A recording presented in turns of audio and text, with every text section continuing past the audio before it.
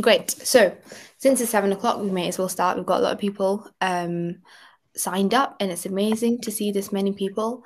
So first of all, welcome to our first lecture of our webinar series, organised by Mind the Bleep. Before we sort of delve into the subject, thought we'd do a round of introductions. So my name is Shruti. I am an FY3, currently in Yorkshire. I am one of the co-leads for the FY1 section of Mind the Bleep. Along with myself, we have Hamza, who is co-leading the FY1 section of Mind the Bleep as well. So Hamza, do you want to talk a bit about yourself? Hi, I'm Hamza. I'm an F2 working in Wolverhampton. As Shruti said, I'm co-lead of F1 section of Mind the Bleep. We have some interesting projects we're currently designing for you guys. And we're currently running this webinar series to get you guys acquainted to the job of being an F1. So keep an eye out on the content. And along with us, we also have Janice, who is the head of the final year series of Mind the Bleep, who's kindly agreed to present this lecture in collaboration with us. So Janice, do you want to speak a bit about yourself? Thank you, Shruti. So I'm Janice. I'm currently an academic F1 at St. Thomas's. I might have seen some of you during some of the lectures in the PSA series and the medicine and surgical series that we have done, and also the SJT series, where a lot of amazing doctors and medical students have helped us out. Thank you to Shruti and Hamza and also Daniel for this. And finally, we have Daniel, who is our who's the member manager for the BMA. Who'll be giving a presentation very soon within this bigger presentation. So I'll introduce him towards the time. So firstly, what we want to say is,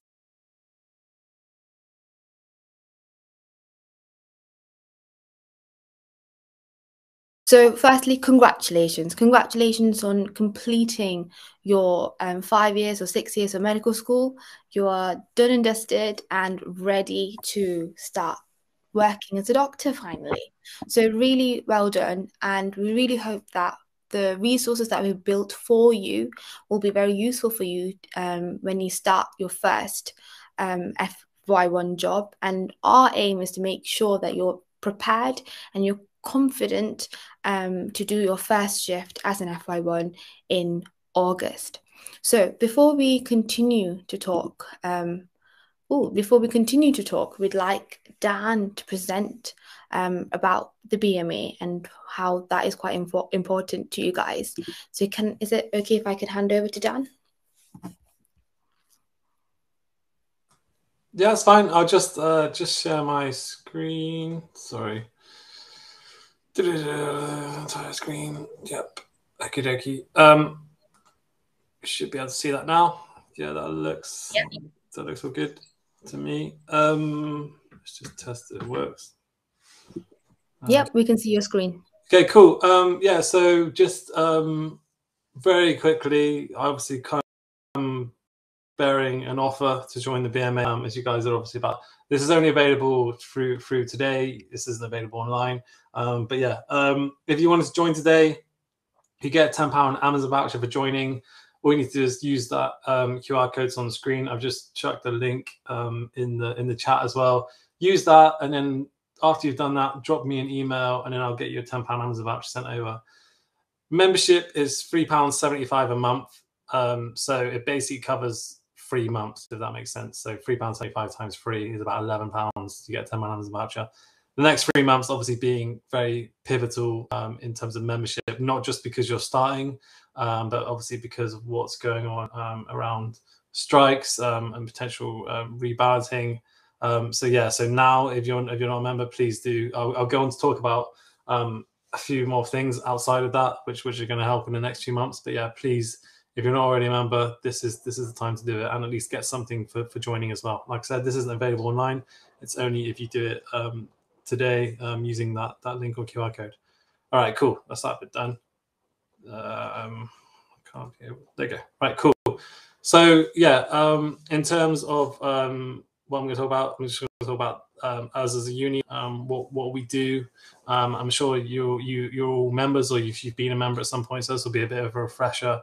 And yeah, just a reminder more than anything. So obviously the trade union for doctors and med students in the UK acts as the voice of the profession, representing you individually, locally, and nationally on all issues that affect you. So while it's your job to look after patients, it's our job to look after you. I say we, but it's run by you guys. A union is run by its members, so the decisions made are made by yourselves. I'll talk about it in a minute, but obviously everything going around the strikes and whatnot, that's come from you guys as the membership. We don't just sort of sit somewhere and go, right, I think we should do this. It comes from you and as a collective. So yeah, so if you're a member, you get a voice essentially. Sometimes we get a bit of confusion, and around this time of year, I get this a lot. We're not an indemnity company, so we're not like MDU, MPS, any of those guys who sort of give you dictionaries and that thing. We obviously recommend you should have an indemnity company, but we're completely different. So yeah, so we don't deal with patient complaints. We're your union. We're here to look after your working conditions, so things like your pay, contracts, your professional development and well-being. Okay, I'm going to try and do this very quickly, but obviously everyone knows what's going on at the moment around pay restoration. So obviously we've had two bouts of strikes now, and there's just a graph, just in case you've never seen it before, of how junior doctors' pay has not developed basically since 2008, and not kept up in line with inflation. So we estimate we're about 35% under where it should be, and that's what we're asking for. I know it's a lot, but that's just real terms, the loss that there's been for you guys, especially you guys going in as F1s. So yeah, we were hoping we could get it sort of tied up in a neat bundle before you guys started, but it doesn't look like that's possible. But as I'm going to talk about, talks are underway, so we'll see how the next few months goes, possibly longer. So yeah, obviously we balloted junior members around the junior doctor strikes. The turnout was 77.5%, which was amazing. Those who could enter into the ballot were about 14,000, and about 37,000 turned out. The yes votes absolutely overwhelming at 98%.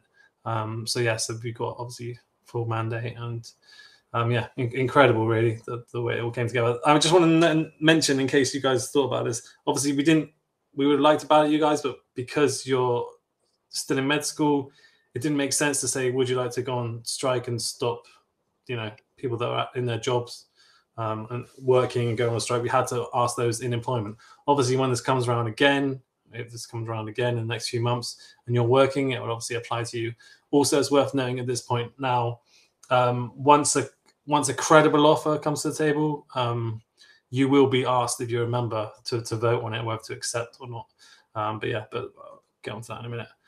So yeah, I'm sure you guys maybe attended some of the strikes, got involved. This was some of the scenes down on the first round.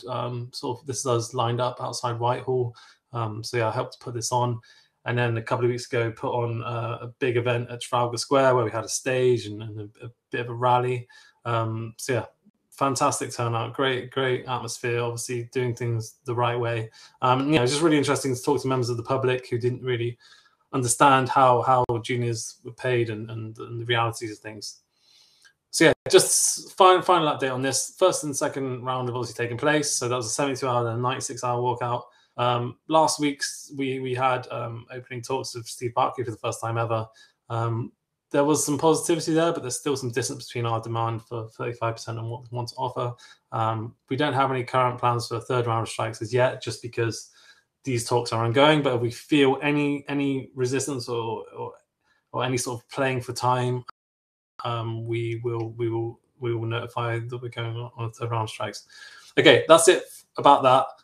Just a few things around the BMA and how you can use us over the next few months. Obviously, a pivotal time. Congratulations, by the way, should start. And you've done it. 6 years is a long time. 5 years too. So yeah, so a little bit about our membership. Obviously, membership means more than just the union side of things. We can also help you with learning and development. So yeah, BMA Library, sadly, the learning has only really just begun for you. You will need to continuously learn throughout being a doctor. And yeah, BMA Library is one of the best ways of doing that. You've got thousands of ebooks and resources that you can access instantly. BMJ Learning, we find a lot of our doctors use BMJ Learning to get CPD points, so continue development points, and also the BMJ. So now your final year and going into F1, you're entitled to get the BMJ through the post every week for free. All you need to do is give us a call and say, I'm final year, I'm in membership, can I get that through the, and you'll get it. So it's an opt-in service rather than anything else. And also run a series of webinars as well. Very early to be thinking about possibly, but yeah, if you're thinking about your specialty options already, you can use our Specialty Explorer tool, which can help you get a bit of a better picture of what suits you best. So that's an online psychometric test, takes about 20 minutes to complete. It'll ask all sorts of work-life balance questions, and it'll give you a really detailed report listing the top suit specialties according to the answer you've given. Really, really easy to use and covers all specialties, and the report's always very thorough with lots of analysis of your answers. We've got a great wellbeing service, so if that's free to everybody, whether you're a member or not. Use it. It's open 24/7. It's obviously confidential med school, confidential of the trust. So yeah, it's a telephone-based service, and you can either have the choice of speaking to a peer support doctor or to themselves. Obviously, if you phone us more than once, we'll make sure you speak to the same person again. Okay, big one, big thing. This, if you do nothing else with us this summer, when you get your contract and whatever, please send it to us if you're a member. 1 in 4 of the contracts we checked last year were wrong. We obviously negotiate the contracts for better, for worse. So yeah, please get them checked by us. We checked about 6,000 contracts last year. So yeah, 2,000 of them being wrong, which is too high a number. And most of the ones we checked were juniors and after inductions, or during inductions, sorry. So yeah, they should be correct, but we find that trusts slip a little something extra in there or change the wording to suit them. And what was the point of negotiating a contract if they're just going to do that? So yeah, if nothing else, please get it checked by us first. If you signed it, it's fine. We can still check it. If it's wrong, it's wrong. But ideally, get it as soon as you get it, forward that PDF onto us. It's all over our website as well. You'll find support@bma.org.uk. And yeah, we've also got a Roadshank tool that should be more standard, but you can get that checked by us as well. So yeah, just the figures. Yeah, 6,000 almost contracts we checked. So yeah, a quarter of them were wrong. 21,000 junior doctor cases managed. So that's when you phone us up and say, I've got a problem. Most of those are solved within the first 2 months. So we can get things going a bit. We have people on the ground at each trust that's job is just to sort out any issues, obviously non-clinical issues. Clinical issues is more indemnity companies. Okay, that's it. I'm sorry. The ballot talk and the industrial action stuff took a while. Thanks for having me. Please, if you're not a member, join. This is a pivotal 3 months in what's going on with junior doctor pay and also your own lives, starting as an F1. So yeah, use the contract checking service, use the road checking service. Yeah, thank you. Thank you, Dan. Thank you very, very much. I know it's a lot to cover within a very short space of time, so thank you so much. Were there any questions? So I think someone mentioned, do we join as a medical student at this stage? Yes. Or a doctor? Join as a med student now, and it will carry through into F1. We know that you'll be an F1 come sort of July, so don't worry about that. Yeah, don't worry about that. It will stay £3.75 until October, right? It goes up to about £9, and then you can start claiming tax relief on that, so it goes to about £7. But we inform you of all of that, and it's a monthly charge of £3.75, and you can cancel any time. But obviously, we want you to stay. Brilliant. Thank you very much. Thank you. Right. Thanks for having me. No worries. Now, moving on to Mind the Bleep. So, we're hosting this webinar series, and you might be thinking, who on earth is Mind the Bleep? Well, Mind the Bleep is a free medical education platform. It is run by an amazing team of contributors. So we have many teams under Mind the Bleep. I am currently working within the FY1 team, where I mentioned I'm co-leading it with Hamza. Janice, who's another presenter, is head of final years. And finally, we have so many other specialties, like specialty-specific teams, such as psychiatry, surgery, medicine, and different stuff within medicine, and even microbiology stuff coming up. So we're a huge team. But In addition to the clinical specialties, we also have a team that looks into your finances. So we will be giving, webinars, shall we say, on about the contract, about how to make sure you've got a healthy finance system going on whilst you're working, and stuff like that as well. So we do cover a huge array of things, and we do this with a primary aim to help your lives and make sure that you approach the daily challenges with a bit of ease. Okay, so this is a two-way system. We build resources, but at the same time, if you feel like there isn't something that's out there for you and you would like more information about it, then please do contact us. You can always pop a message via Facebook or using the contact us section within the Mind the Bleep website, to tell us and inform us what sort of resources you do want, and we'll be able to create that content for you or collaborate with yourselves to create that content for you as well. So we're also looking for collaborations.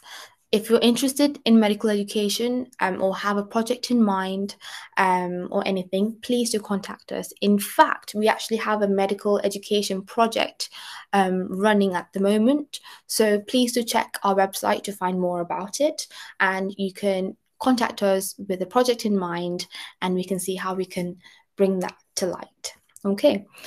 So within our website, we've got many articles, and we also have a lot of webinar series as well. And we're also conducting courses, which I'll speak about in the next few slides.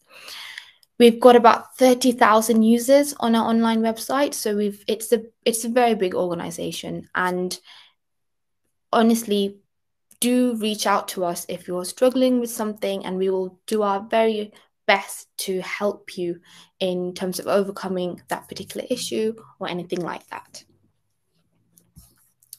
So moving on. Well, now that you're a doctor, you might be thinking, what do I do next? You're going to start your job in August, or even your shadowing placement maybe the end of July, and you've got a couple months, so what should you be doing? And it's safe to say that we've got a lot of things covered for you. So firstly, we've got the FY1 Survival tip webinars. So this is the first webinar of a series of webinars.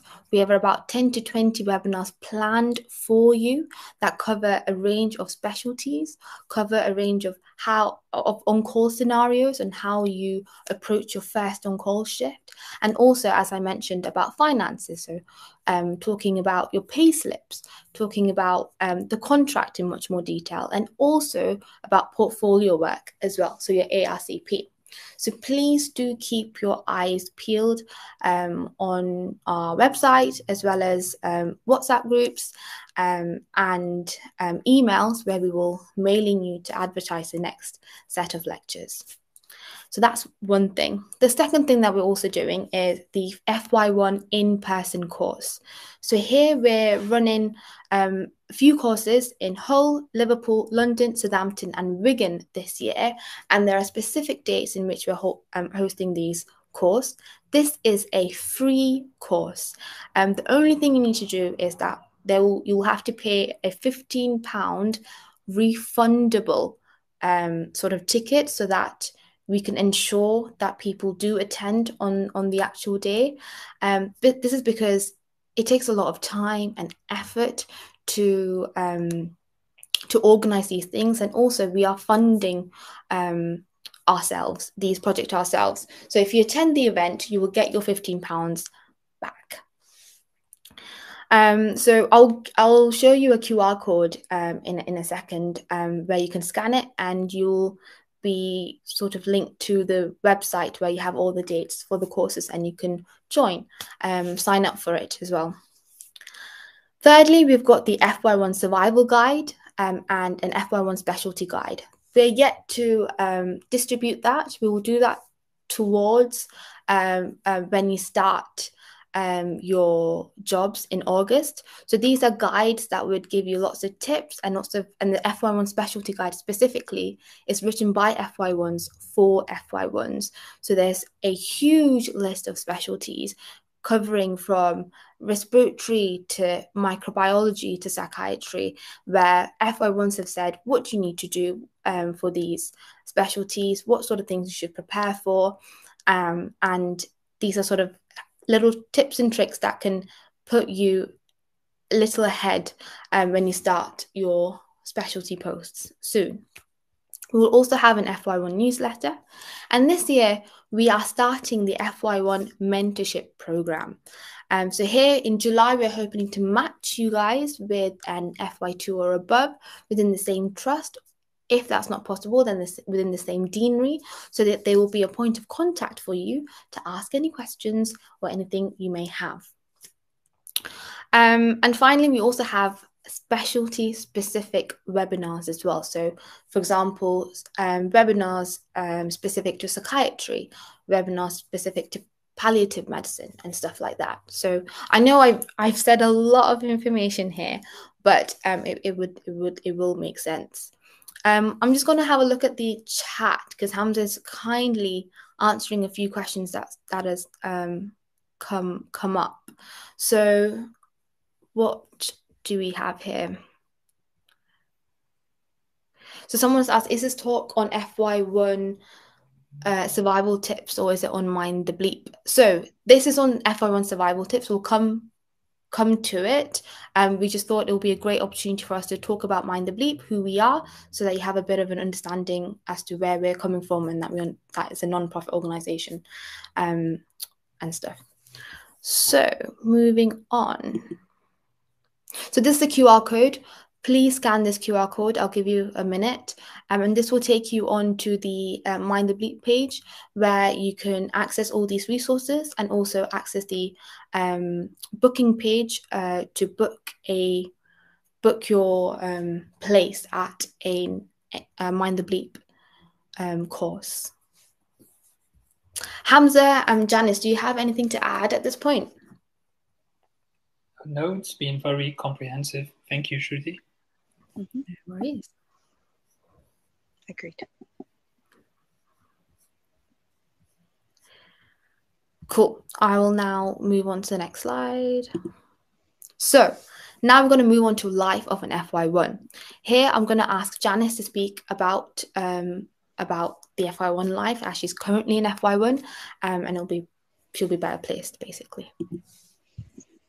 Thank you very much, Shruti, and also Dan. So yes, thank you for inviting me. So I just want to quickly talk about my experience as a really new FY1, now in my third rotation and coming to almost an end. And if all goes well, I'll be in F2 in August. So a brief timeline. So at this point, you might be thinking about moving house to your new deanery, and it might mean leaving your family and your friends and joining a new group of people.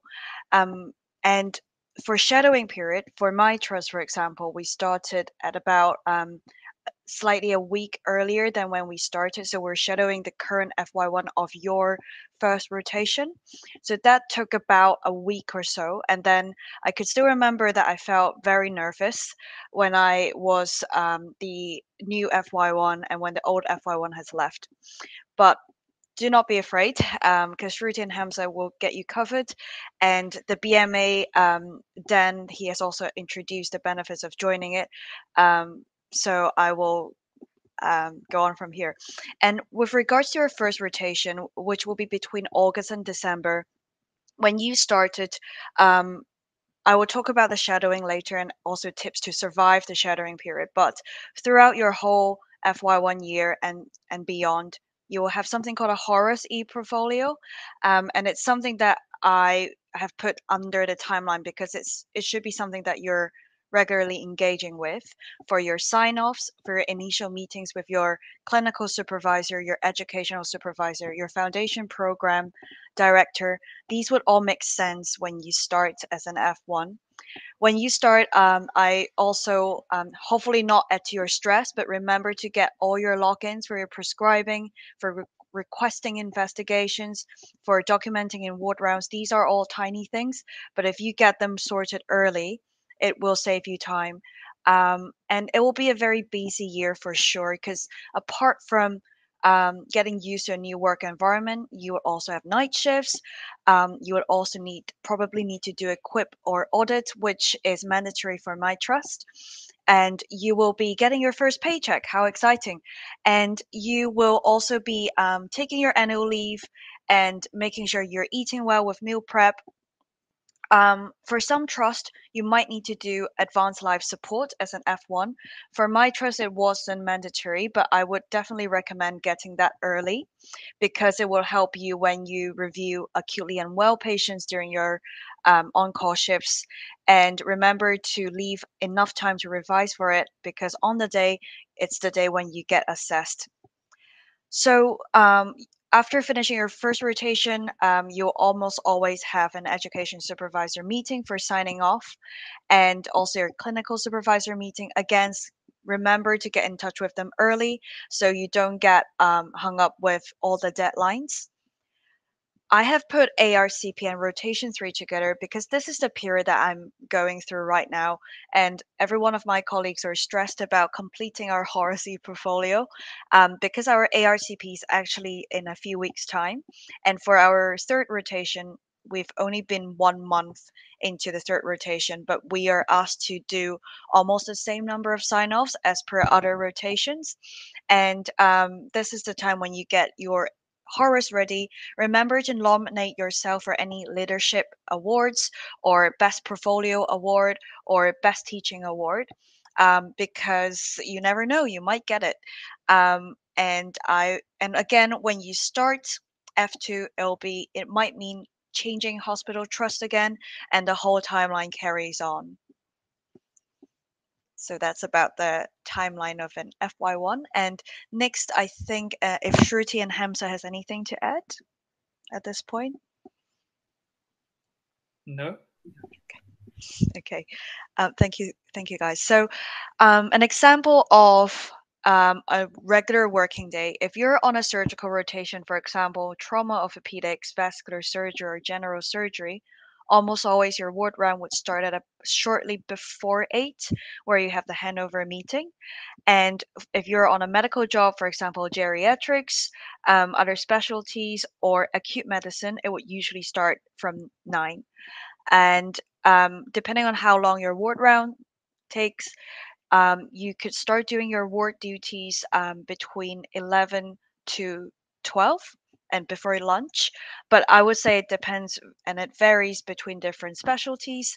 I would always almost say prioritize scans in the morning, because you need to book in porters, etc., and also prioritize any urgent discharges that might mean freeing up a bed in the afternoon for more urgent medical or surgical cases. Remember to take your lunch break. I know it's very difficult to time exactly when you have your lunch, and when we started, we found that we're actually having lunch really late into our working day. As you start, make sure to keep a habit of making sure that you're not in hunger strike all the time. Remember to feed yourself, keep yourself healthy in order to keep the patients healthy. Between 2 and 5, it's your golden period of getting other jobs done. So if your consultant or registrar asks you to refer patients to other specialties, we'll talk more about that later, of the tips of how to do it in a better way. This is the time, because a lot of medical specialty registrars would leave the hospital at 5, and between 4:30 and 5 it will be a time when they don't really want to discuss any referrals or any new patients. 2 to 5 is also a time to prioritize any prescription, any discharge summaries, and also thinking about what bloods you need to check for blood tests that you've sent off in the morning, chasing scan reports, scan results. You might be asked to see acutely unwell patients during this time, so it's a very tight time period. The general principle is you come on time and you leave on time. Again, there are times when it's a bit of a gray area, but I will strongly encourage you to develop that mindset hand over anything that's not urgent and wouldn't change the patient's management overnight, either to the day team or the night team. Please don't sacrifice your rest time, because we need everyone to stay strong and healthy, as demonstrated by the recent climax and everything that's in the news as well. At 5, it's when I would say at 4:50, so 10 minutes before your shift end, start to think about what to hand over to the night team, or it might be you who are starting the on call. So when you hand over to your colleagues, make sure you have a clear headline and make sure you're clear about the tasks that are urgent overnight and will change the patient's management overnight. It's almost always inappropriate to hand over discharge summaries for your night colleagues, because they should be prioritizing seeing acutely unwell patients during the night time before the night team comes, and that's their priority. Usually at 7:45, 8:30 is when your night shift starts, and I will quickly talk about that, but I'm sure Shruti and Hamza would have that planned in their teaching, and also during the face-to-face in-person teaching, they will have some simulations. Thank you. Just to reiterate, so here we've got a timeline of a day, but we will be giving specific lectures on how to prioritize jobs as a webinar soon. We will also have another specific one for on-call, so medical on-calls, how to efficiently do your medical on-calls, as well as surgical on-calls as well. So I'm going to quickly touch on FY1 responsibilities. I saw a question that's relevant to the previous slide from Anusha, so I would quickly answer that later. But the FY1 responsibility, you will start to have a feel of that during your shadowing period. But day to day, I'm sure you're very familiar with this whilst you're shadowing your medical teams and surgical teams as medical students. So almost for every specialty, you have a morning huddle between the physiotherapist, occupational therapist, your nurse in charge. You might have the night team and your morning consultant and registrar. This is the time when US and FY1 really flag up any issues that are delaying the patient's discharge. And don't forget that you're not only responsible for medical emergencies or medical management, you're also responsible for the overall management of the patient. So really take the lead of flagging up issues and actively engaging the physiotherapist and occupational therapist in the discussion. You will almost always need to clerk patients when you're on take. Word round, which is self-explanatory, ask to see unwell patients. Prescribing, when you start, this is the thing that we're most afraid of. I remember second guess myself when I'm just prescribing a laxative. Again, these things will start to build up when you start to build up your confidence and experience. So ask around and feel free to ask around when you first start, and also during your whole career. You will be the ones who are doing difficult cannulas, difficult bloods. And again, it comes with experience, and don't let that defeat you when you miss cannulas or venipunctures, because you can always hand over to other colleagues and learn from them. On-call duties, we'll talk about again. Shruti and Hamza would do that during their teaching. Discharge planning is, I would say, the thing that comes with experience. When you see patients, you will start to have a feel of how long they might be staying in hospital. And a lot of the time, it could be a social reason. For example, unsatisfactory home environment, needing package of care and carers, or there's some issues with multiple medical teams, medical specialties managing one patient, and there's a lot of back and forth discussion with whether to discharge the patient. Death certificates. So it's very common for an FY1 to be called during the night to certify the death of a patient whom you've never met before. And also apart from certifying the death, if you're there during the day, you might need to sign a death certificate. And again, I think Shruti and Hamza would talk about that more in detail, but feel free to spend more time on death certificates, because cause of death you will need to discuss with your consultants and registrars, and they are legal documents and you're putting your name down for those documents. So be very cautious and careful, and also don't be afraid of the discussion with the medical examiner, because they're the ones to help you out. Um, Almost always when you finish certifying a death, you might be the one phoning the family to break the bad news. Sometimes, usually you'll be the one calling them because you've confirmed the death. Again, this is a daunting experience, and feel free to reach out for help and guidance from your seniors and your peers if you're feeling uncomfortable. Family updates. Again, we showed you a regular day of an FY1. A lot of the times, this comes with experience. Family updates usually happen because the families always come to the ward after their work shifts, so usually after 5, which is the time when you should be leaving for home. Again, use your judgment call, but again, the overarching principle is come on time and leave on time. Teaching, please attend your compulsory F1 teaching. You shouldn't be missing teaching because you're doing a job that could be delayed, and you shouldn't be missing teaching if it's a job that you could hand over to your registrar or the SHO or the clinical fellow.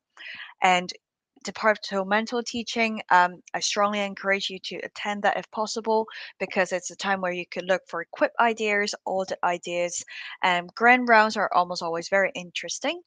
There will always be teaching opportunities like ultrasound, case-based discussions, teaching medical students. You will never realize how satisfying it is to teach medical students during your rotation. So it will be you as an FY1 doing that. And mortality meetings and morbidity meetings, it does happen on a regular basis, and feel free to attend them. For some trusts, it might be compulsory for you to attend them if you're the direct medical team who are managing the patient who passed away. And again, audits. For my trust, it's compulsory to do a quip for sign off, but don't to be too stressed about it, because they will make you into a better doctor. And I know a lot of people dread doing it, but you can make it's how you make it and how you see it that's making a difference.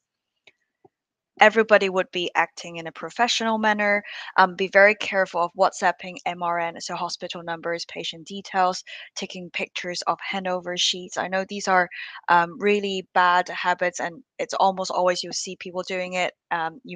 Some of us might have done it, but again, don't share patient identifiers over non-trust phones and media.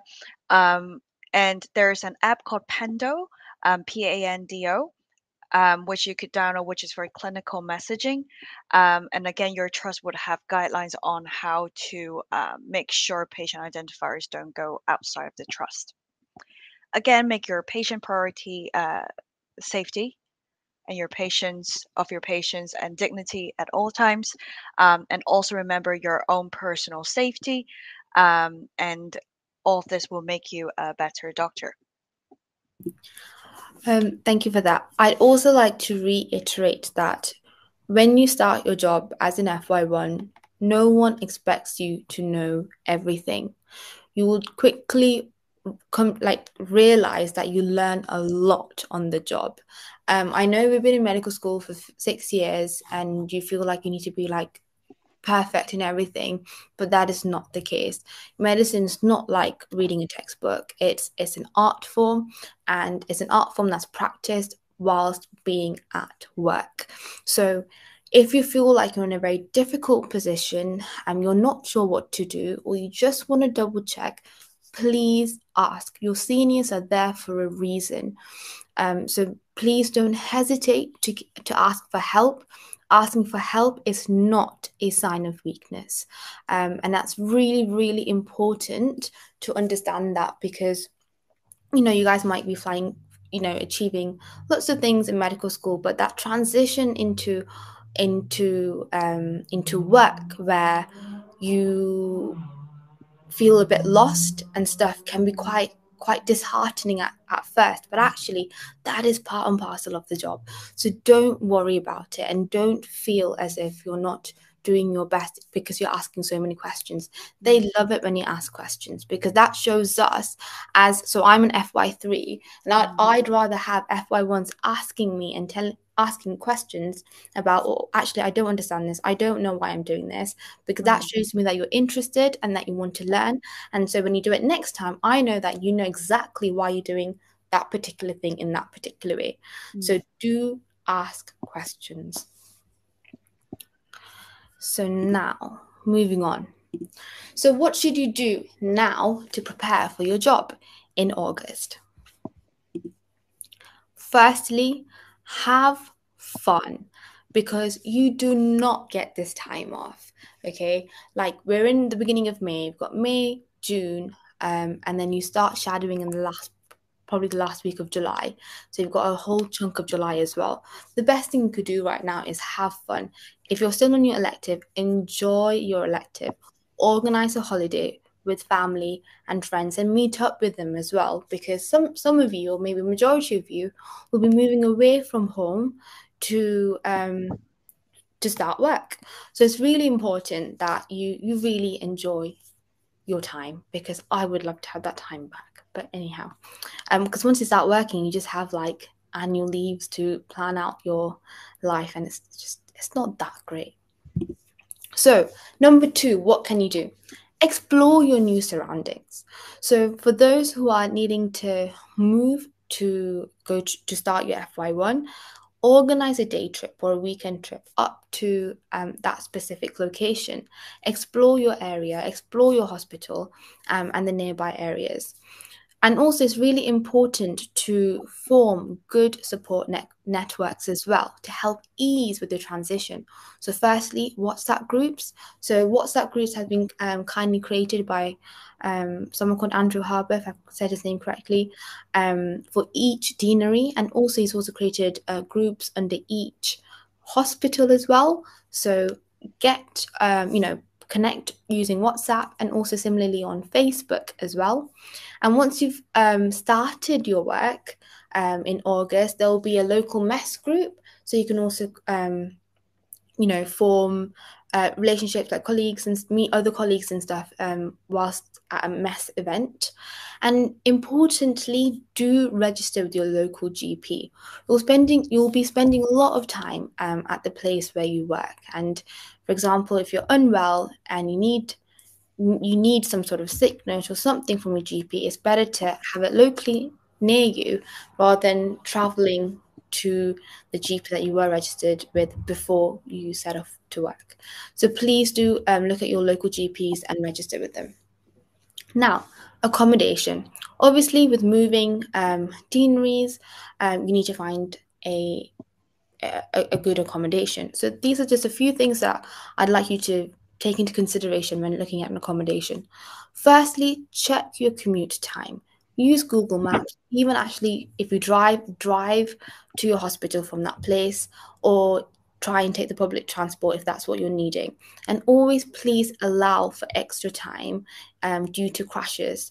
For example, I live in Yorkshire, the M62, quite literally every day or every other day there's a crash, and the impact of traffic that sort of has consequences to our start time is huge. So please do allow for extra time in terms of commuting. So do check your commute time. Secondly, ensure that you have a viewing booked for your flat. Flat or house, don't just rock up without a viewing.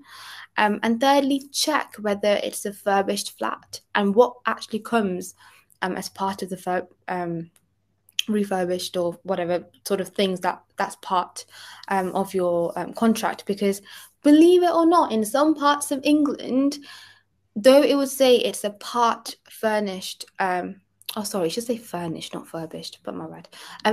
Part furnished flat, they won't give you a fridge or a freezer, because people apparently sort of carry it around with them to their next flat. So make sure you have very open and clear conversations with your estate agents when looking at flats, and obviously check for affordability. And you can ask around for flatmates. You can use the WhatsApp groups, the Facebook groups to find flatmates as well. If you're not able to find a private sort of accommodation, there's always the option of hospital accommodation. But I need to let you stress that hospital accommodations do get booked up quite early on. So make sure you reach out to the right people. You can sometimes just call the hospital via switchboard and ask them for the estates department, and you can speak to them directly, and ensure that you do it in a timely manner. Along with that, as I said before, just explore your local area. It's really important that you do something that you love, even when you're working.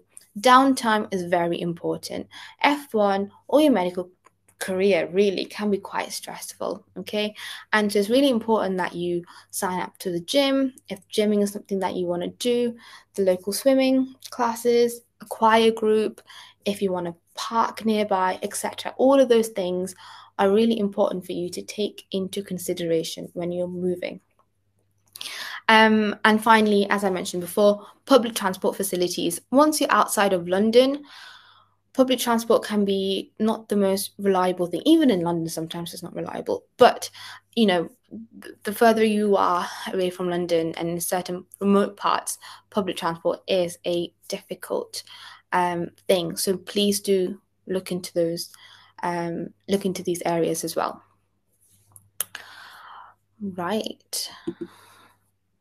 Now, so that's exploring the surrounding areas. The other thing, paperwork.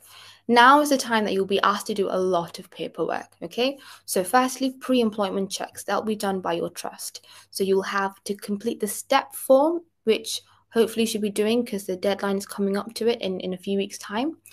And then they'll ask to do ID checks. Normally ID checks have been done remotely, but do double check with your trust. You'll have occupational health forms to complete. So here, I had to contact my university occupational health team to give me all the records of my vaccinations so that I can send off to the trust.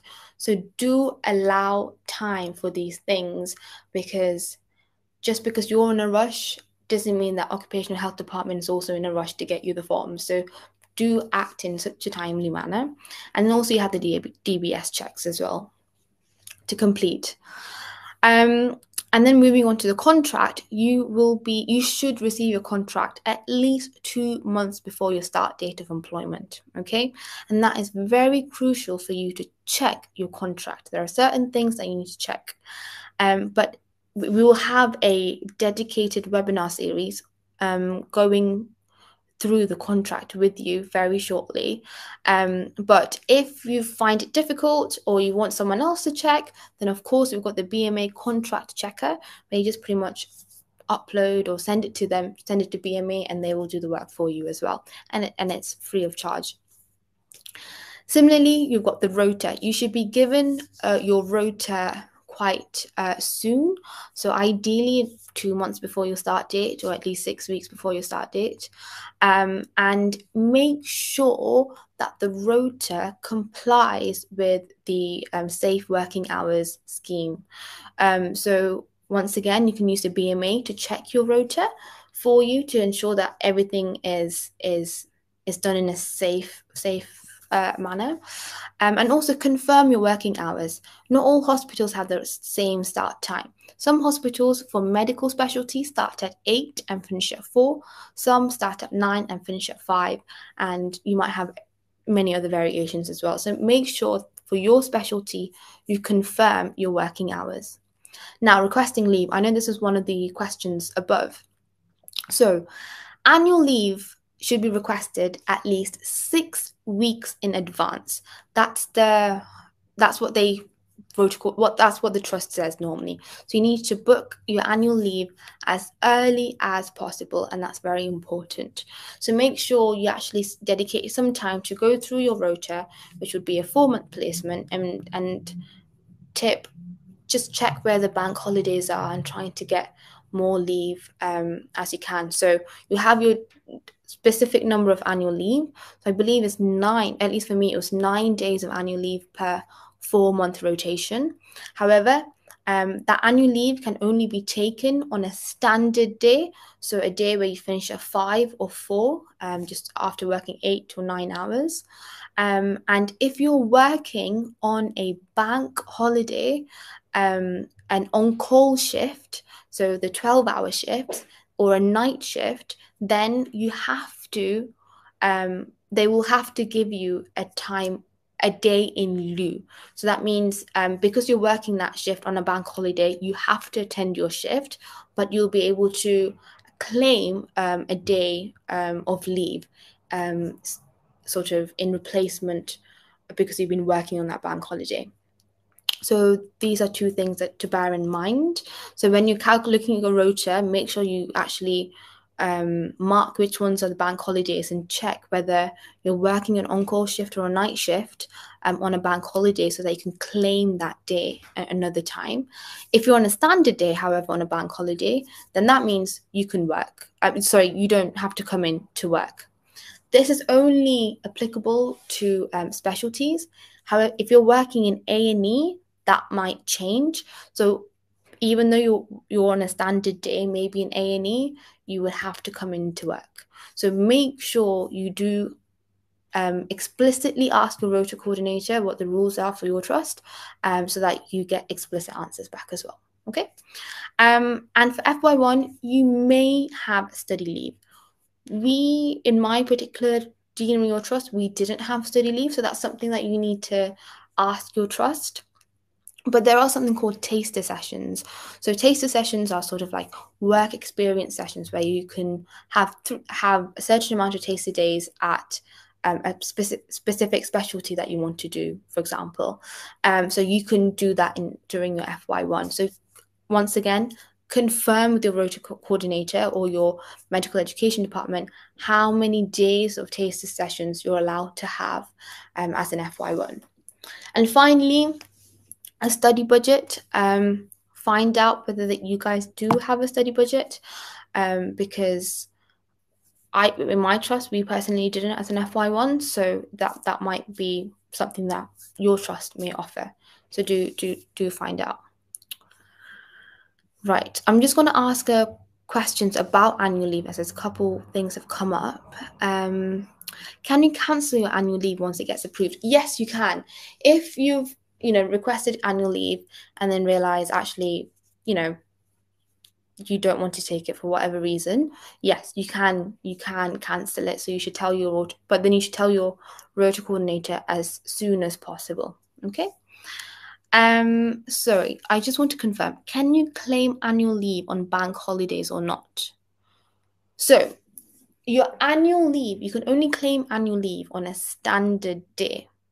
So if you're working a standard day on a bank holiday, you've already got that day off. So you don't have to request an annual leave. So you would request annual leave on a day that is not a bank holiday.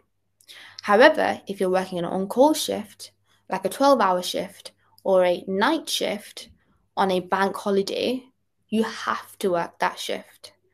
Unless you do a swap with another person being like, for example, say you worked an on-call shift on Monday, which is a bank holiday, and your friend worked an on-call shift on a Tuesday, and you really want that day off or something, maybe you can ask your friend who's working the on-call shift on Tuesday, being like, hey, can you cover my shift on Monday so that I can work another shift of yours, so that we both work the same number of shifts, but I don't end up working more and you don't end up working less. Probably that's a bit confusing, but let me know if that makes sense. If you don't use your 9 days of annual leave in one rotation, can you take them on another rotation? No. So our trust was very strict with that. You could not roll over your annual days onto the next rotation. And that's normally the case. Just to add to that, Shruti, so it depends on your trust. So like my trust, for instance, will allow me to carry on a few days, but only in exceptional circumstances. For instance, if you've not been able to take the annual leave because there are not enough people on the wards. But as Shruti said, on the whole, you should try to take all your annual leave within that rotation. Yep. Is there any particular time that it's better / not as wise to take the annual leave, e.g. taking it in the last week versus mid-rotation? I mean, it really depends. You might have a birthday that you want to attend on the last week, and therefore you have to like request annual leave. It really depends on your well-being. You need to use your annual leave wisely. And I would say it's better to spread out your annual leave sort of evenly throughout the rotation so that you get a bit of a break at each time at various points. So it really is up to you. I don't really have any other ways of going about it. It really depends on, for example, say, I don't know, you've had like 5 days on call. So in one of my, actually as an FY1, one of my rotas, we had whole 7 days of work. So we were working every single day of that week, and some of the days were standard days and some of the days were on-call days. So it was wise for me to use one of my annual leave in one of those standard days so I can break up that week. Otherwise, I'll be exhausted. So, it really depends on your rota, and it depends on what sort of person you are and what do you want to spend your annual leave on. We also have another question, Shruti. When can you start booking annual leave? Oh, at least 6 weeks before your intended date of leave. So they really want to know in advance. Yeah. So you can actually start requesting annual leave now if you have the contact details of your rota coordinator. Yeah, absolutely. Can you cancel your annual leave once it's approved? Yeah, you can, but just give them notice as early as possible. Cool. Oh, there's so many questions about leave. Right, I think what I'm going to do, we'll come back to these questions. I'll move on to the next slides so that we cover the general stuff of the talk, and then we'll come back to your questions. Okay, sorry about that. So now, equipment. Janice, are you around? Yes. So thank you so much. So just briefly touch on equipment. All the icons are self-explanatory. But again, we'll quickly touch on your questions later. Make sure you have all of the above. ID card is super important, and make sure before you go on to your on-call shifts, make sure you have access to all departments, because you don't want to be bleeped on a crash call, on a 2222 call, when you realize you can't get into the department. It has been a common issue amongst all my colleagues, not only in my trust but in all trust. So make sure you get that done. And with regards to chargers, self-explanatory, keep yourself hydrated.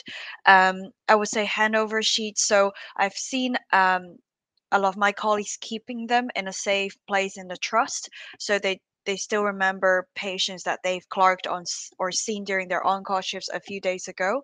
Usually we'll keep 7 days, just in case someone called you to ask more about the patient, but that doesn't usually happen.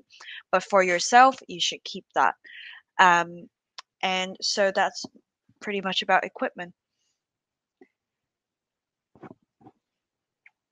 So here are some very useful apps that you could consider downloading in your phone. Induction app is the app. Not all trusts have it, but I would say almost majority of trusts would have the induction app. It's where you will get access to all the phone numbers of different specialties: X-ray radiographers, your radiologist, your clinical nurse specialist teams, and this is where you could get into contact with those teams for referrals and handovers. BNF microguide, we're all familiar about. Your trust might have their own guidelines and apps, so check those out when you start as an F1 or when you're shadowing your F1. iResus, it's again a set of guidelines where easily accessible when you're in need of them during a busy on-call shift. MedCalc, again, self-explanatory. Geeky Medics, everybody know. Foundation Doctor Handbook is something that I have personally bought. I think it was about £2 when I bought it. It contains useful tips for common presentations like chest pain, shortness of breath, abdominal pain before you go in Clark and see a new patient, to brush up on your knowledge and what not to miss out. Talkspace is free for all NHS professionals, so get that in your phone. My Duty app, and also Pocket Doctor and also Hematology are also some really cool apps. Depending on your trust, you might have transfusion related apps or thrombosis apps, so check those out as well.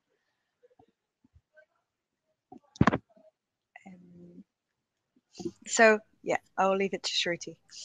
So we've got a whole dedicated articles on these equipments and apps that is important for you. So do take a picture or scan these QR codes to be linked to that article, those articles on our website, so you can refer back to them. Like literally everything that we mentioned, I really think it's really important. And comfy shoes, man, you will be on your feet a lot of the time, especially if you're one of those long ward rounds in elderly care or something, and it starts aching. So make sure you sort of invest in a good pair of trainers, or any sort of comfortable shoes that work for you. And yeah, as Ashley mentioned, food prep containers, much needed, because you soon realize that canteen food is not the most healthiest, well, the most healthy ones, and also it's expensive. So make sure you have at least like 6 containers for your main meal, and like some little other containers for your snacks and stuff, like, you know, grapes and whatnot. So please do look after yourself. So just have a quick read of our article, which has a more comprehensive list. And hopefully these QR codes will send you there. I know we're already reaching 8 o'clock, guys, but if you bear with us, we've got one more slide about student assistantship, which is very important for you guys. So Janice will speak about that. So yes, so you'll be shadowing or assisting your new F1 in a few months' time or weeks' time. So I just want to give you a quick summary of what you need to be aware of that would make your start of FY1 as smooth as possible. We've touched on ID badge, IT login details, printers, and sticker printing labels. Get these sorted. For example, if you're on a new ward, ask the nurse in charge where you can print labels, which computer prints labels, and where do you get the labels from. Because during an emergency, you don't want the printing to be delaying your management of the patient. Locker codes, again, self-explanatory.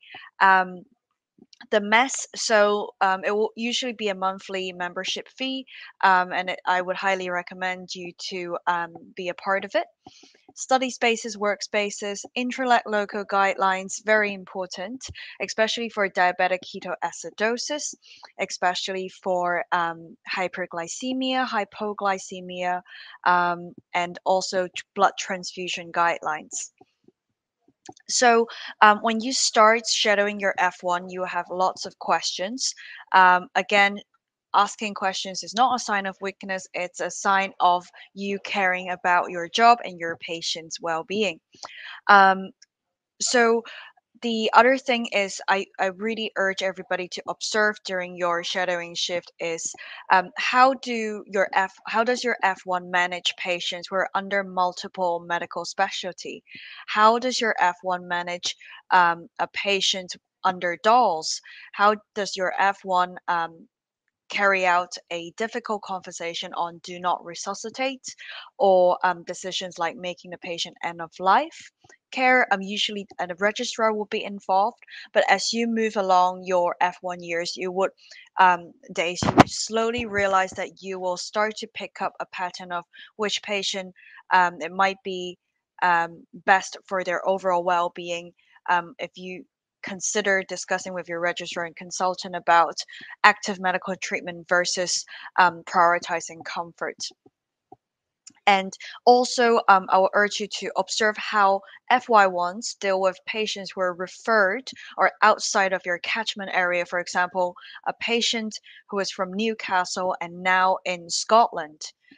The usual medical notes will be based at the District General Hospital back in Ireland or Newcastle? How do they manage the transfer of information for managing this patient? You will see a lot of this for specialties like trauma orthopedics or vascular surgery, especially if you're a tertiary center where you get a lot of referrals. So don't be afraid of asking questions and asking for help. And also contacting GPs. How do they contact the GPs, and how do they manage difficult family conversation, and also carry out best interest meetings? For discharge summary, different medical teams will have their own style of discharge summary. Even though you're pressed with time, remember it's a legal document. So they are important documents where you don't want to, for example, if you're in a surgical specialty, we've seen people documenting one-line sentence. I would strongly recommend you not to do that. Because a lot of medical teams, your GPs, do look at those discharge summaries, and it's always a good and professional habit to make sure you document well what you've done. Remember to document all patient encounters. If you haven't documented it, you haven't done it. Remember to document which specialty team you've discussed the patient with. And again, as Shruti said, ask explicit questions. You would often get explicit answers. You might not always get explicit answers, but this general principle applied to specialty referrals. This applied to asking your consultants and registrars why they're ordering those investigations. This applies to when you're taking collateral history from family members and the patient, especially with complex home circumstances and patients who might have safeguarding issues. So whilst I'm on this slide, I'll just quickly have a look at what are the questions that are relevant to shadowing or F1. So just a quick tip about handover. Again, imagine you as a reporter for the BBC or any news channel. You want a headline. You want important background, important investigation results, and why are you handing over the patient and not now and not tomorrow? So again, explicit and detailed, and be very clear of what you want. And use SBAR. That's Yeah. your lifesaver: situation, background, assessment, recommendation. A handover for a particular patient should last maximum 2 minutes. Yes. Nothing longer than that. Short, crisp, and sweet. Yes. And to the point. And that's because there's a lot of patients to hand over. And if you're taking 5 minutes for each patient, that's a long handover. So make it very succinct. And you will see people do it in during that shadowing time. You'll see if you go in on time and you stay later, you'll see these handovers happen, and you'll pick up. It's a skill, and you'll pick up by practicing. Yes. Just a quick question on annual leave for international students. So even for home students, actually, for anyone who's local to the UK, I've generally observed that people tend to get more days off if they schedule their annual leave after their night shift, because after a night shift, you tend to get 1 day off or 2 days off, or some people even get 3 days. So if you fit that in, plus your annual leave, plus a weekend, you could easily get more than a week off for traveling overseas or spending a longer time with your family and friends. Yeah, good shout. That is a good shout. Just to quickly tell you guys. So on the student assistantship, you need to also understand that some hospitals are still in the paper format of things, so you won't have any sort of softwares. But some hospitals, it's like a dual system. Some things are on paper, some things are on a software, and for some other people it's all software based. So you need to ensure that you have access not only to log into your computer, but access to the individual software that is used for seeing your blood results, seeing imaging reports, seeing histology results and stuff like that, and where to document and where to prescribe. So do ensure that you ask these questions. Unfortunately, there is no universal induction for everyone for FY1s because it's very much trust specific. So you might find that your friend at a different trust is getting a better induction compared to you. If that's the case, just make sure you can use this slide as a starting point. Make sure you ask those questions so that you when you start your job on that first day, you are able to know where to prescribe and how to prescribe when something's needed to be done and you're not like phased out. Because I remember on my first day, I was in acute medicine was my specialty, and I went in and I was working alongside a physician associate. And the trouble there was, this is my first day, I didn't know how to prescribe, and physician associates do not prescribe. So, you know, sometimes you might be working on a low staffed ward and you're the only doctor that can prescribe and stuff. So make sure you use those 5 days of shadowing to learn these things so that you can start your job easily. I just saw a question on sign-offs as an F1/F2. So I think Shruti will have dedicated sessions on Horus, but just very briefly, your clinical supervisor and your educational supervisor are the people you really want to get to know well for your sign-offs. For your SHO, your registrar, your consultants, they can all sign you off for mini caxes and CBDs. Again, the trust will have their own sign-off sheet. Ask your foundation admin team for that, and escalate to your educational supervisor or your foundation program supervisor if you're having issues with getting sign-offs done in time. Yeah, so as Janice said, try get the sign-offs quite early. But the different thing about F1 and F2 is like it's different to medical school in the sense that there is no exam where you have to pass to complete F1 and F2 training. So there are specific requirements, which we'll go into more detail in our future lectures. But a brief overview is just getting your required teaching hours, getting some reflections and mini cases, which are cases Janice meant like clinical cases on your portfolio, and as well as completing a quality improvement project. But keep an eye out for our future lecture on the portfolio. Well, we'll go into more detail on that. We also have another question, Shruti and Janice, about relocation costs. Someone was wondering how successful people have been at claiming relocation costs. Unfortunately, I don't have experience in this. Though I relocated, I wasn't aware of such scheme. Janice, do you know anything? I'm trying to think about whether I have heard from colleagues.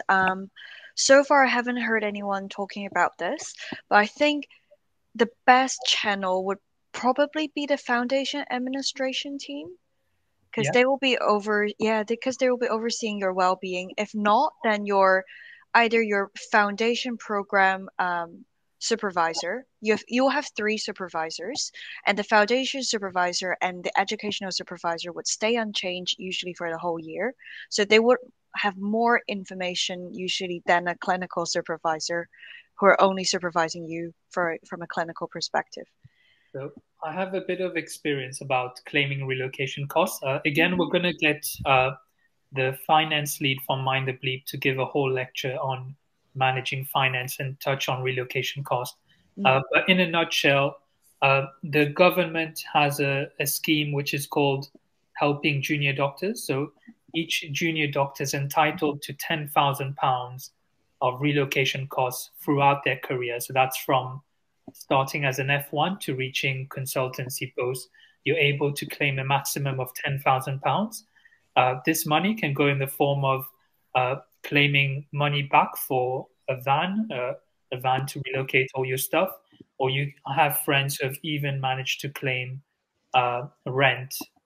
Let's say in this situation, Jessica, if you're moving from Scotland to London, if you can prove that you're still paying rent in Scotland, you would be able to claim rent in London up to £10,000. We have a question on any financial benefits of being part of the NHS. So again, we'll get the finance lead to touch upon that. But did you want to add anything, Janice or Shruti, about any financial perks you guys were aware of? I just Blue know that light card. yeah, exactly. Blue light card.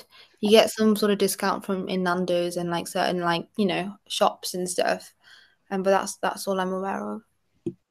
Yeah, so I think that's mostly it. Getting the blue light card will be very useful. You can get discount on all your fashion brands and yeah. Any quick tips regarding the contract? Someone was saying they have to sign them by the end of tomorrow. So I was just looking at this just now because last year, when we started, a lot of us, including me, have missed the deadline for the rota checker tool, and we've already signed our contract. But the overarching principle, I will paste the official link from the BMA which explains more about that in the chat. But I would say refer if anyone who can't see the chat when you're watching this recording, it'll be the link on Check Your Rota BMA Rota Checker, and if Hamza and Shruti, I think the financial lead will also talk about this, but generally there are a number of set hours that you shouldn't exceed on your rota and your contract. So maximum 72 hours of work in 7 days. So the start of the 7 day would be the start time of your shift rather than 12 a.m. of that day. So that's the overarching principle. You could I know that as you mentioned, the BMA might not get back to you in time before you need to sign it. I don't know whether Shruti and Hamza have experiences on that. Yeah, so just adding on to what Janice has said, I mean, if you guys are on a short deadline and you have a few days to sign it, I would probably just sign the contract and you could always get the BMA to review your contract after. I mean, at the end of the day, it is like the NHS organization. It's not some, I mean, they are entitled to look after your well-being and all. So if ever there's a problem with the contract that the BMA does find, you can always go back to them and I'm sure they'll be willing to change it. So if you're pressed for time, I would just sign the contract now and then get it checked later. Yeah.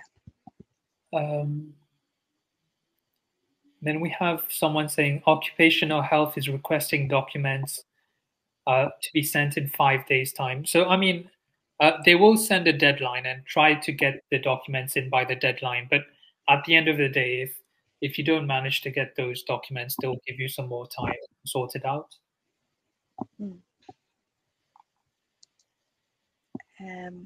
And I saw someone asking a question on, do we get rotas for all 3 rotations immediately? So not for me, unfortunately. So when I started, I only got my first rotation rota. For my second rotation, they emailed me sort of 6 weeks before, which is sort of like the accepted universal deadline. For some rotations, you might need to ask around your friends who the rota coordinator is. Sometimes it could be a medical consultant who oversees the rota. Just email them and ask whether you can have the rota earlier. The next question says, do you need BMA membership to get your rota checked by them? Yes. I really wouldn't advise trying to save your pennies by not signing up to the BMA or the MD or some sort of indemnity organization, because it's really vital that we have their support. Because say as an FY1, you unfortunately experience a difficult case and that's something that goes under investigation. If you are signed up with an indemnity organization, which is not the BMA, but like the MD or the MPS or something similar, then they can help you with writing a statement, if they require you to write a statement and stuff like that. And all of that legal side of things, we don't get, there's no best other ways to get those help, legal help, and it's best for you to sign up with one of these indemnity organization and also the BMA, so you can make use of these rota checkers and contract checking tools and other well-being tools and stuff like that. So please do go onto their website and look at what they offer and see whether it sort of benefits you. Isabel has asked, what sort of documents are needed for ID check? So I personally brought my driving license. I don't know about you, Janice and Shruti, but you can also bring your passport or anything which has your ID on it. The trust should say, it should explicitly state what type of IDs would be acceptable. And if they haven't even done that, that's pretty poor, in my opinion. So always email them. Don't take our word, but do email them and see what's acceptable. Definitely a passport should be acceptable. Like, I don't think they wouldn't accept a passport. But because a birth certificate, they don't have, it doesn't have a picture and stuff like that, you may have to bring 2 forms of ID. So make sure you contact them directly and ask them what is the most suitable ID things that you can bring. Yeah, agreed. The next question from Razan is, how would you get involved in research in specialities you're not working in? So perhaps, Janice, would you have, as an academic trainee, would you have any advice on how you could get involved in research for those specialities? I think generic advice for anyone who's not academic or academic, either you email directly the consultant, or there's another way to find out is, for example, if you're interested in oncology, if the consultant is not getting back to you, the easy way is to ask the clinical nurse specialist whether there's any departmental research meeting, whether there's any governance meeting where they will talk about all the ideas and where you could join, and you could even tell the clinical nurse specialist, actually, I'm really interested in research in this area. Do you know who to contact? And also, another way to find out is check out who's the F2s or SHOs who are currently working there and ask around. So these are all ways. I don't know whether Hamza and Shruti have other ideas. Agreed. Well. You don't get what you ask. You don't get what you don't ask for, sorry. So you should always, if you're interested in something, go to that department, just rock up to that department and find out who the consultants are at that department and do a bit of background check. Like, obviously, as humans, there's different array of personalities that you'll meet when you start working within the NHS. So you want to make sure that the research person that you want to work with is sort of nice and, has a lot of positive personality traits, shall we say. So do a bit of background research about them, and then do maybe also check if they've published anything, what their specific area of interest is, because that would sort of show you in a good light when you speak to them, being like, oh, I've seen your research in this, and this is something that I'm interested in as well. Is there something going on that I can get involved in? So do rock up to their department, try contacting them. Well, firstly, try contacting them by email. If that doesn't work, then you could rock up onto the department or call them. You could always go through switchboard, and firstly, you can ask their secretary if they are available or at what times they are available and not in a clinic, and then you can call them at that specific time. So I know it's annoying because you may not have worked directly under them, but there are different ways into trying getting in touch with them. And also, in addition to that, we have a research lead within the Mind the Bleep as well, so we also may be able to help. So if you pop a question, we will direct you to the research team, and you can also speak to them directly. I agree. Yeah, exactly. We have another question from Chrysoula regarding the specific sign-offs needed for F1 and F2 in terms of competencies. So I won't worry too much about that right now. We will have an ARCP webinar, which will outline what you need to achieve by the end of FY1. We will host that webinar as soon as you start your FY1, so you can have a better idea before speaking to your education supervisors or you have your initial meeting with them. But yes, there are, as Hamza mentioned, there are cases, so mini checks where someone sees you taking a history and performing an examination, and they will comment on that. There's a case-based discussion, that where you would discuss a case, as it says, with a senior. And then there are things like reflections that you would want to do, and also DOP, so like direct observed procedures. So this could be like injecting local anesthetic, catheterizations sometimes, or even if you're on surgical placement, if you want to do an IND, so incision and drainage. So any of those things, or even suturing in A&E for a skin wound, stuff like that would all be counted as a DOP. So we will look into it in more detail towards the time. But right now, I think you've already got enough on your plate to worry about. So we'll get to it in a timely manner. Absolutely. Yeah. Eric has asked, can you claim relocation costs if you're moving from London to Scotland? Yeah. I mean, you can claim relocation costs as long as you're moving more than 30 miles away. You're living more than 30 miles away from your hospital. And Jessica wanted to know, in reality, does the NHS actually pay for it? Yeah, so it depends very much on your hospital. From my personal experience, my last hospital was quite flexible, and they reimbursed me and my friends as well. My current hospital is a bit more strict, but even then, because like it's a proper formal policy, they should be able to offer some form of relocation cost if you qualify for it. So I would contact your hospital HR department to find out about the policy and whether you meet the criteria for it. Cool. Quick question. Someone asked about contacting rota coordinator. Yeah, you might have their name when they send you the stuff. Just call switchboard and ask whether you can be put through to them directly. A phone conversation is always better than an email. For me, I always tend to call my rota coordinator up and be like, this is my situation. I need leave on these days. Is that a possibility? And then often they just do it then and there and see if you can take leave, for example. And then you would have to put a official request on as well after. So yeah, phone call, you can, switchboard should know the numbers to your rota coordinator. Gosh, these questions are coming in. But also on starting your clinical, at the start of each clinical placement, you'll have an induction, and they will let you know the contact details for your rota coordinator. So it varies from trust to trust.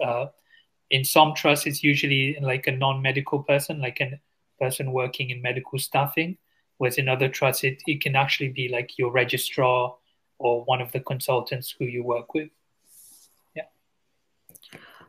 Sophie, my trust is saying I need to come in person before July to do the ID check, and they need a new DBS check from the NHS specifically. Is this normal? Right, in-person ID check. Maybe depending on how far the place is, maybe email them or speak to them actually over the phone, being like, it's not feasible for me to come just for one day because I live like 100 miles away, and see what they say. And also DBS check. Yes, everyone has to go through a DBS check before they start. And I think it's an annual thing, isn't it? I think they'll recheck an F2 as well. And it'll just be one of those things you have to do annually. In terms of reimbursing cost of travel, from personal experience, I don't think, Sophie, they would reimburse you that day of traveling just for the ID check.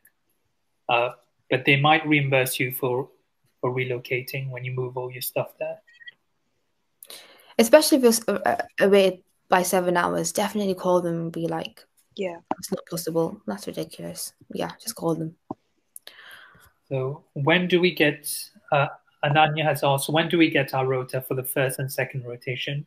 Do we just email them to ask? Yeah. Well, your first rotation, hopefully you should have it before 2 months. If you haven't got it before 2 months, email them directly and ask what's happening. And similarly, once you've started your first rotation, you'll get they should automatically send you the rota for the second rotation 6 weeks or 8 weeks before your start date. And if you don't, obviously send them a heads up email being like, bro, what's happening?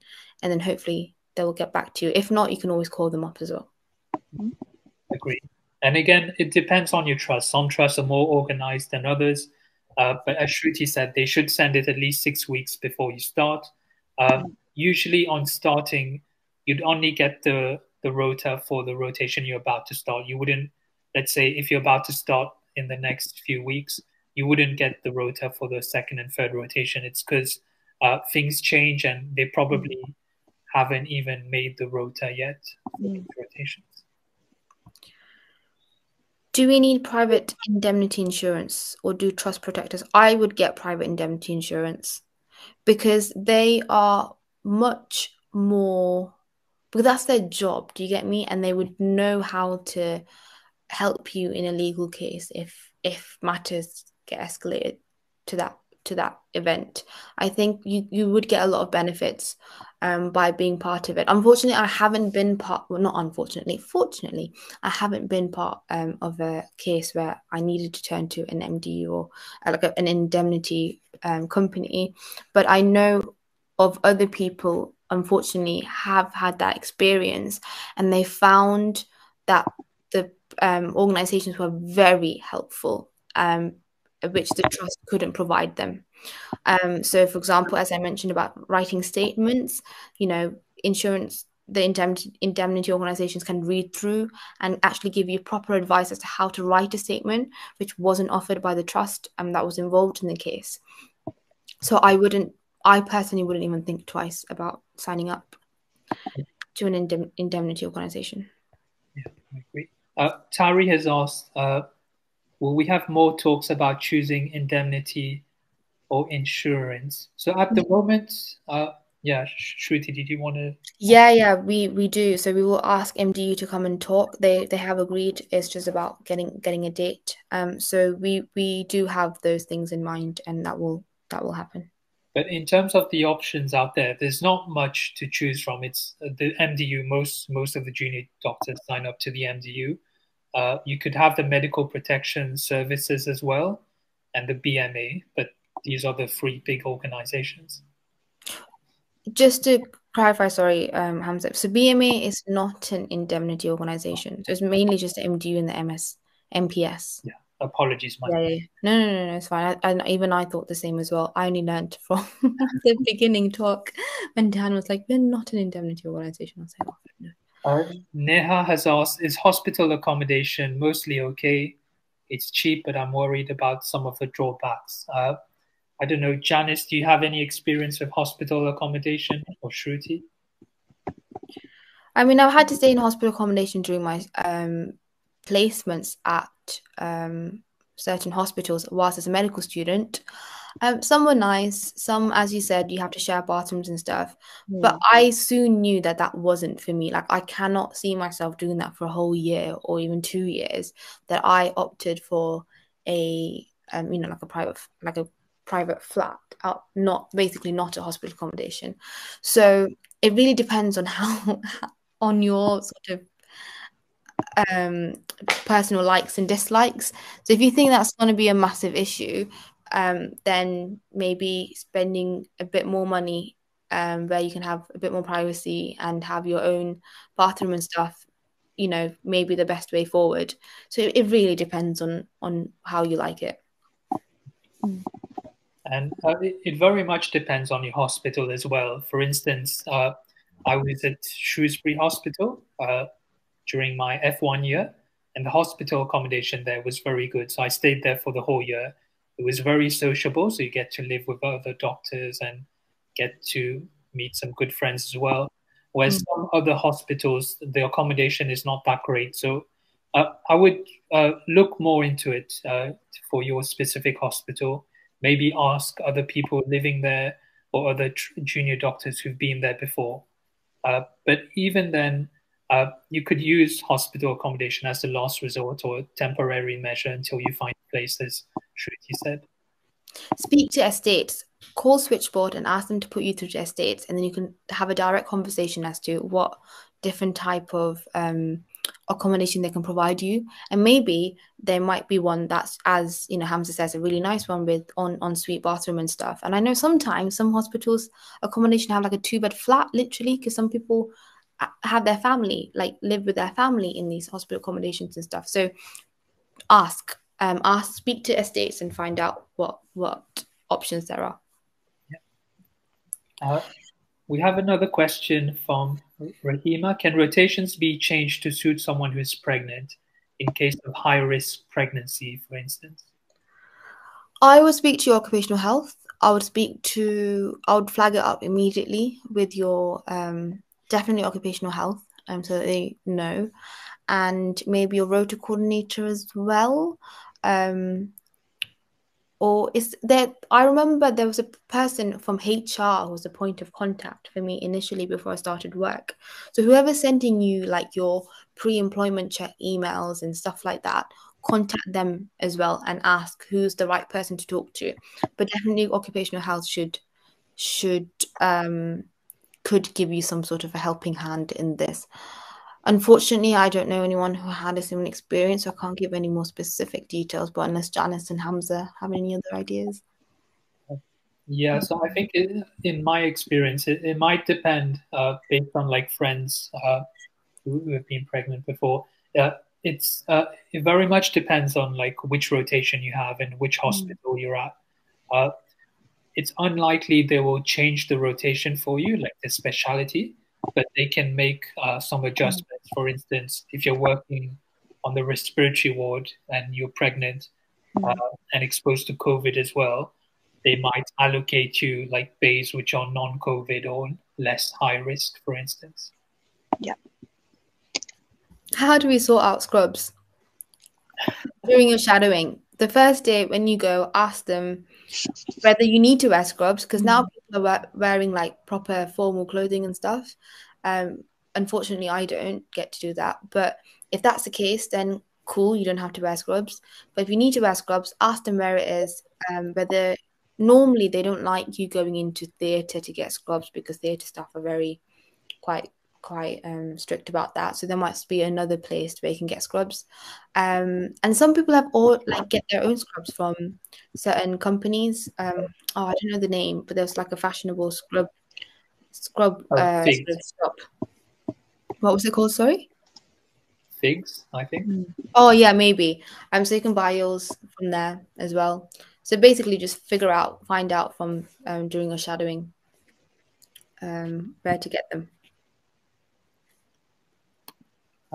We have a few more questions about the relocation cost. So if you look in the chat box, I've just put a link on the PMA website for it if you want a bit more information. But then again, we'll get another lecture and getting our finance lead from Mind the Bleep to cover it. But yeah, that's right. You can claim up to £10,000 for your entire postgrad career. So that's up to consultancy level. Should I be concerned that I haven't been sent my contract? So I personally wouldn't worry about it. It depends on like the trust as well. Some trusts aren't as organized. It might take a bit more time to send you your contract. Yeah. And this is why it's important to join the WhatsApp groups, because it's a good, I remember asking that question as well. And because I was in a WhatsApp group, I was able to check that a lot of my colleagues haven't got their rotas. So always check in with people who are joining the same trust as you. Brilliant. I think that's it. Thank you so much, guys, for staying with us. We still have 181 people with us. So if you have any more questions, please do just pop us a message on Facebook or whatever it may be, and let us know what sort of content you like. We do have, as I said, a series of 10 to 20 lectures for you guys to help you prepare. So the next few sessions will be mainly about contracts and stuff like that. That is important. And then as we get closer to your start date, we'll start talking about clinical related topics. So yeah, please also do look into the FY1 in-person course. That would be a great opportunity for you to know how to handle on calls, and stuff like that. So I hope you will be able to use the QR codes. We will upload this, by the way, onto Medal, so you should be able to go back to your QR codes and be able to sign up easily. Any other questions, Hamza or Janice? But thank you so much, Hamza and Shruti, for the session. No. Thank you to Janice and Shruti as well for taking their time to give this very important talk. And we would really appreciate, I'm so sorry, Hamza. We would really appreciate if you can complete the feedback forms, because it's always important that we get feedback so we can tailor it next time, improve it for you guys. So please complete that feedback form for every sessions that you attend as well. Great. Thank you so much. I'm just going to post the link for the feedback form as well in the chat box again. Yeah.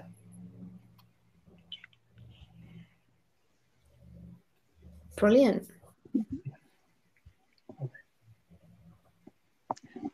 Thank you, Shruti and Hamza. Just heading off now. Thank you. Yeah, you had off. Thank you. Right. Thank you very much.